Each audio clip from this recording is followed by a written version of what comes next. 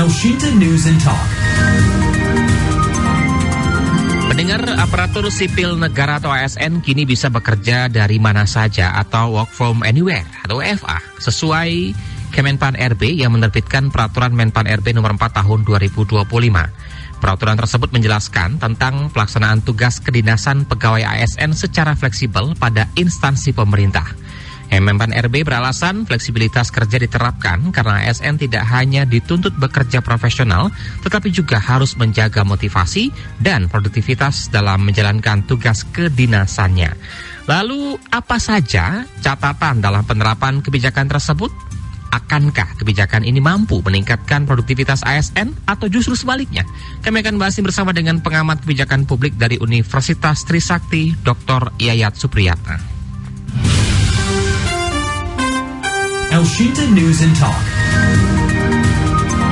Bagaimana pendengar, komentar Anda kami nantikan di 0215869000. Pak Yayat, untuk menjaga motivasi dan produktivitas dalam menjalankan tugas kedinasannya, Anda melihat kebijakan ini bagaimana, Pak Yayat?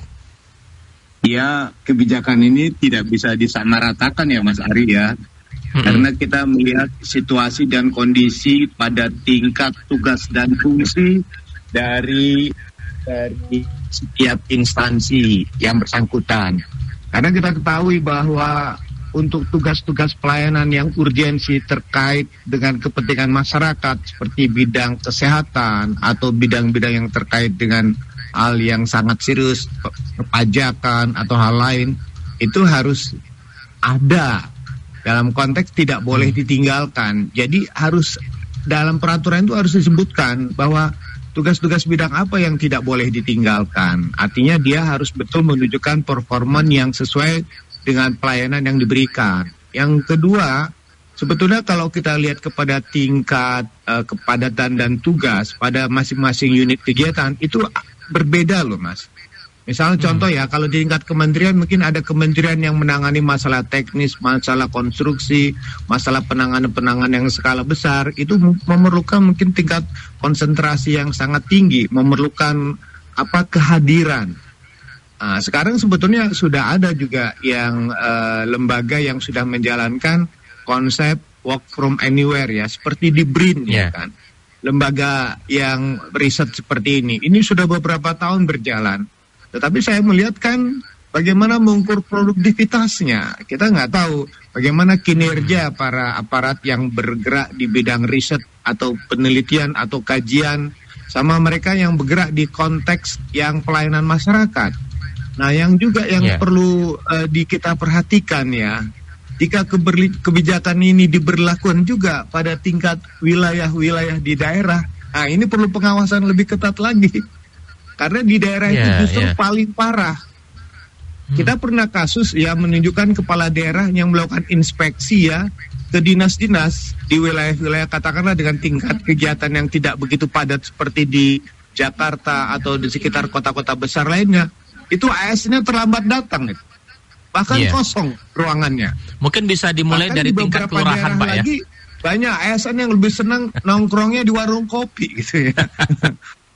Jadi kita perlu mencermati ini bagaimana pengawasannya. Karena bagaimanapun itu nanti orang ribut dengan tukinnya, dengan kinerja. Beberapa kementerian tukinnya udah 100%. Apakah dengan perubahan cara dan pola kerja ini mengukur tukinnya itu bagaimana? Nah ini kan perlu kita coba cermati untuk per masing-masing bidang tugas yang bagaimana. Kementerian atau lembaga yang polanya bagaimana, sama nanti yang di tingkat wilayah. Karena ingat ya, di tingkat wilayah itu lebih sensitif, apalagi di wilayah-wilayah kepulauan atau wilayah yang memang di wilayah kawasan timur Indonesia atau wilayah yang lebih luas di luar Pulau Jawa, itu banyak masyarakat yang kadang-kadang harus mengorbankan biaya yang cukup besar. Tiba-tiba begitu sampai ke kantor atau menjalankan urusannya, itu petugasnya tidak ada di tempat. Nah ini yang perlu kita cermati, karena saya mengatakan SK itu atau peran menteri bisa saja dikeluarkan, tapi bagaimana konteks pembinaan, pengawasan, dan penilaian kinerja yang dilakukan oleh pada tingkat pimpinan atau kepala bidang di masing-masing lembaga atau dinas yang ada di setiap instansi, baik di pusat maupun di daerah. Demikian. Pak Yayat, sebelum kita masuk lebih jauh terkait dengan apa yang disampaikan tadi ya, ini kita bicara terlebih dahulu di awal untuk menyamaratakan persepsi, karena persepsi dari masyarakat apa yang disampaikan oleh Pak Yayat tadi ya, yang kerjanya pun sesuai dengan office hour jam 8 hingga pukul 15 atau pukul 16, itu pun banyak yang nongkrong, tidak ada di lokasi tempat kerja dan sebagainya. Ini kan persepsi ini melekat erat di pikiran rakyat terkait dengan pelayanan ASN. Nah, dengan hadirnya kebijakan ini tentunya seharusnya diperbaiki itu citra terlebih dahulu atau kebijakannya Pak Yayat? Nah, sebetulnya begini ya, terkait dengan terapkan waktu penyusunan peraturan ini tentu ada hasil evaluasi. Ada hasil evaluasi yang disampaikan. Bagaimana performa kinerja para ASN. Nah, pertanyaan yang menjadi tanda tanya kita adalah kebijakan ini sebetulnya atas dasar pertimbangan apa? Efisiensi yang sekarang ini sedang hangat-hangatnya karena masalah anggaran ya, yang begitu memukul kinerja atau performan dari ASN yang ada di berbagai kementerian karena SPPD yang tidak ada, misalnya dilarang ini itu kan, ini akan sangat mempengaruhi ya, ini karena struktur kebijakan itu akan membentuk perilaku. Nah, kalau konteksnya untuk efisiensi, maka harus terlihat KPI-nya apa yang diukur dari efisiensi itu. Artinya dengan efisiensi, ASN boleh bekerja dari mana saja, tapi uang transportnya nggak dapat misalnya. Atau mengukur kinerja, laporannya bagaimana nih untuk mengukur pekerjaan-pekerjaan teknis dan non-teknis. Nah, jadi menurut saya, ukuran efisiensi itu harus dijelaskan oleh Menpan, atau ukuran-ukuran pada konteks efektivitas. Karena sekali lagi bahwa pola yang terjadi di kita, setiap kementerian, lembaga, dinas itu kan tempatnya, kantornya tidak pada satu tempat, tersebar pada beberapa lokasi gitu ya. Jadi kadang-kadang untuk mendapatkan efektivitas, koordinasi, ya sekali lagi kadang-kadang masyarakat mengatakan untuk mengurus satu izin itu harus ada 5 tanda tangan gitu. Nah, harus muter-muter dulu Pak pada ya. satu kantor ini, pindah lagi ke kantor ini. Koordinasinya bagaimana ini?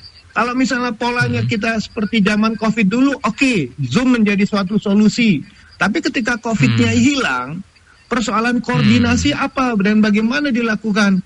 Ini kan kita akan lihat ya, mohon maaf ya, ketika dilakukan rapat, pada rapat-rapat teknis dan harus di level pengambil keputusan, misalnya salah satu jawab, maaf Pak, pimpinan saya sedang off online atau sedang di tempat lain, ya itu menjadi persoalan. Jadi bagaimana nanti pada internal sih tidak masalah misalnya, tapi pada hubungan eksternalitas yang membutuhkan kebutuhan cepat, membutuhkan semacam extraordinary, harus diambil keputusan yang urgensi. Ini ketika pola yang boleh dari mana saja, ini perlu juga kita ukur. Maka menurut saya dari ini harus keluar pedoman yang dikeluarkan oleh masing-masing KL atau gubernur atau wali kota di tiap-tiap daerah itu. Ya, kita sama katakan terlebih dahulu terkait dengan hal itu, karena mau tidak mau, suka tidak suka, hal itu yang dipilih oleh rakyat ya. Nah, kebijakan tidak disamaratakan, artinya hal-hal yang berhubungan dengan pelayanan yang langsung dekat dengan rakyat seperti kesehatan, kemudian pelayanan kependudukan dan sebagainya, lurah, camat dan seterusnya, artinya tidak bisa melakukan WFA ini. Jadi kira-kira kementerian lembaga apa yang mungkin bisa jika nanti maksimalkan terkait dengan peraturan Menpan RB nomor 4 tahun 2025 ini, Pak Yayat? Di bagian-bagian seperti apa yang bisa WFA ini? Ya, yang sebetulnya sudah dilakukan selama ini di BRIN ya, Badan Riset yang sudah jalan bertahun ini. Artinya semua komponen organisasi di situ bisa bekerja berdasarkan klaster dari kelompok bidangnya masing-masing. Kemudian yang kedua, memang apakah harus seminggu sekali datang untuk ke kantor, tidak tiap hari untuk fungsi koordinasi, menyusun laporan dan kinerjanya. Memang yang agak sedikit berat nanti ya, misalnya pada bidang riset ini adalah dalam konteks untuk mengatur misalnya koordinasi dan aspek pelaksanaannya. Nah, kemudian selain bidang di bidang riset, juga ada bidang-bidang lain ya, misalnya contohnya terkait dengan masalah-masalah perencanaan ya, yang misal contohnya ada pendokumentasian, nah dan sebagainya. Itu perlu juga kita dorong. Jadi kalau menyangkut persoalan teknis yang urgent, yang penting, seperti contoh yang sangat penting di kita, damkar misalnya, itu nggak bisa gitu. Damkar, pelayanan kesehatan, pihak kepolisian. Nah ini kan pertanyaannya, ini untuk ASN ya, ASN itu termasuk TNI Polri nggak? Ya, tapi kalau kita lihat dari aturan yang ada ini kan ada beberapa ASN yang ingin melakukan WFA ini harus ada syarat-syarat khusus ya.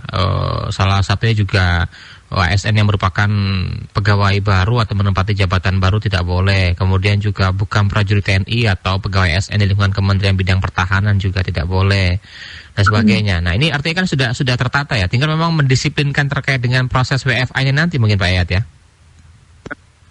Jadi masalah menimbulkan jealous enggak, cemburuan enggak? Iya kan, mohon maaf. Kalau Anda di kepolisian, Anda di TNI, sorry misalnya, Anda tidak boleh bekerja dengan ini. Mereka tentu harus hadir setiap kantor. Atau dinas-dinas yang memang itu. Sementara dinas-dinas lain itu juga yang mungkin bisa work from anywhere, ya mungkin mereka lebih rileks, lebih santai. Ya ini kan pasti ada persoalan yang secara psikologis pun akan mempengaruhi. Maka saya mengatakan bahwa yang paling penting dari semua bagaimana mekanisme pengawasan, kemudian memantau tentang kinerja, mengukur absensinya. Jadi harus terukur itu. Tapi kalau misalnya melihat misalnya nanti kan, saya nggak tahu misalnya terkait pengaturan tentang insentif, tunjangan, gaji. Kalau golongan ASN sama yang ini sama ini, tentu pasti ada ASN yang kata, oh enak juga ya kerja di situ ya, nggak perlu ke kantor tiap hari. Tapi ukuran produktivitas itu yang akan dilihat. Kalau saya menyarankan, kalau misalnya dengan pola seperti ini tidak ada peningkatan performan atau kinerja dari ASN-nya, perlu dievaluasi, perlu diukur juga kan, karena bagaimanapun jangan sampai terjadi kos tambahan. Misalnya kos tambahan ya, misalnya kalau ada yang diminta untuk menandatangani, mencatat dan merubah, tentu harus dirubah juga pola-pola yang terkait dengan mekanisme kerjanya. Apakah dengan perlu digitalisasi, membuat platform untuk pelayanan berbasis aplikasi. Kalau dengan berbasis aplikasi, saya yakin tanpa AS pun sebetulnya aplikasi udah sangat membantu. Karena terus terang saja, ASN ini saya melihat sangat dimanja sekali gitu. Bayangkan dengan korporasi, swasta tuh nggak ada yang seperti ini. Mereka day to day harus masuk dengan performa yang terukur.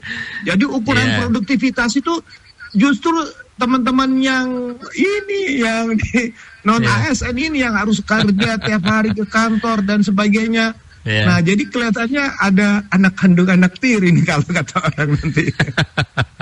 Nah, ini saya langsung bacakan beberapa komentar dari pendengar kami nih, Pak Yayat ya.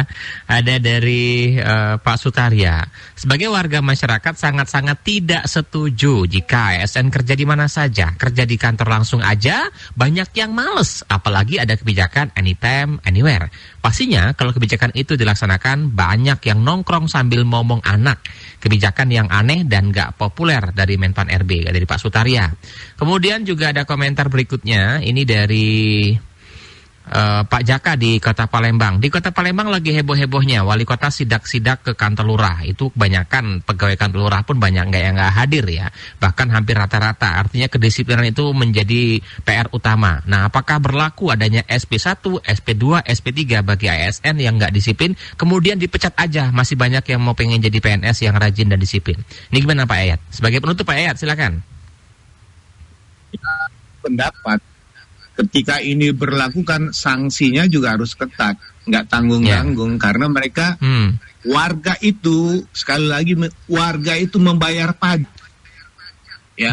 membayar retribusi, mereka meminta ketika pemerintah mengejar, memaksa orang harus bayar pajak, kemudian dia tidak layani, kemungkinan masyarakat juga akan protes. Justru ASN itu merupakan tulang punggung kinerja pemerintah.